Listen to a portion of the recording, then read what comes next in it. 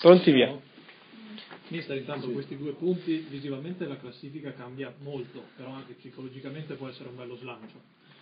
Sì, credo che insomma, questi due punti arrivino in un momento ideale, nel senso che nelle ultime due partite obiettivamente diciamo che su due partite intere per almeno buona parte di queste due partite meritassimo la vittoria, quindi il fatto che invece di raggiungerla sul campo magari arrivino da fuori ci fa piacere, insomma, poi se era una cosa giusta ben vengano, li accettiamo volentieri, li prendiamo come segno beneaugurante per il futuro.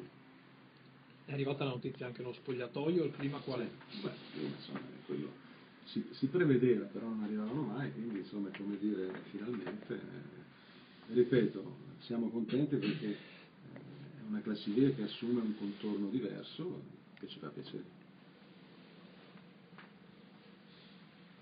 La classifica dice che siamo da playoff, però ancora la squadra, mi piace essere realista, no? Questo realismo mi viene da tanti anni che sono sul campo, allora dico guardiamo le ultime due partite perché sono quelle che fanno testo e vediamo tra le squadre in campo quella che meritava di avere almeno, non dico tanto, però almeno 2 punti in più, diciamo almeno 2, che però secondo me sono pochi, perché poi le partite bisogna valutarle sui 90 minuti, non bisogna valutarle per mezz'ora giocata così, perché in effetti a Grosseto non ci siamo piaciuti, no?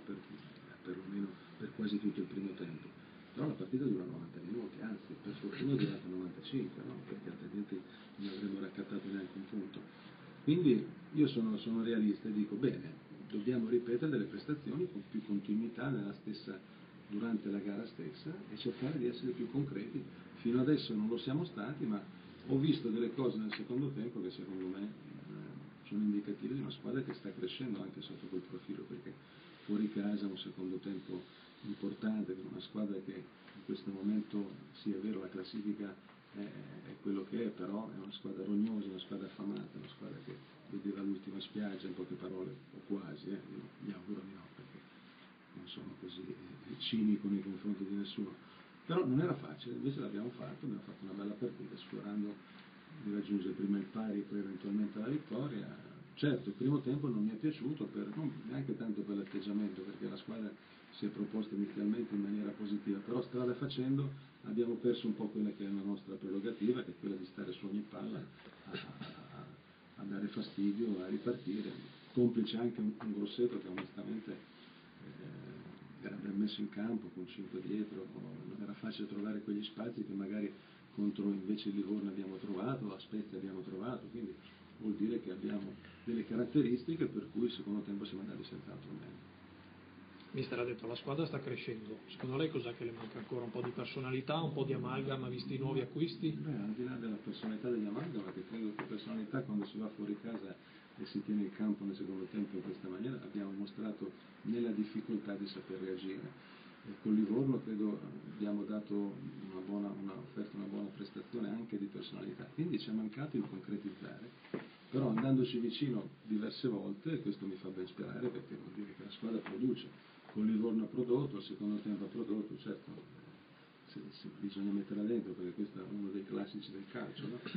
Per cui sono contento per quanto prodotto, non per quanto realizzato, ma questo fa parte, le partite nascono e muoiono, ci sarà la partita in cui con 2 tiri magari la vinci, è così.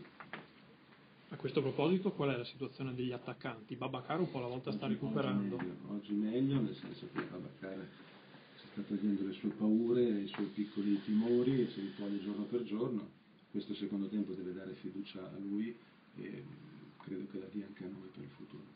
Quindi la scelta di tenerlo in panchina all'inizio anche a Grosseto è stata dettata più da questi motivi che da una scelta prettamente tecnica? I motivi sono legati gli uni con gli altri, quando non si hanno i 90 minuti e soprattutto si è ancora un po' timorosi, le cose vanno fatte per gradi, se si fa tutto in una volta, magari lo bruci in un'ora, poi dopo l'ultima mezz'ora cosa fai?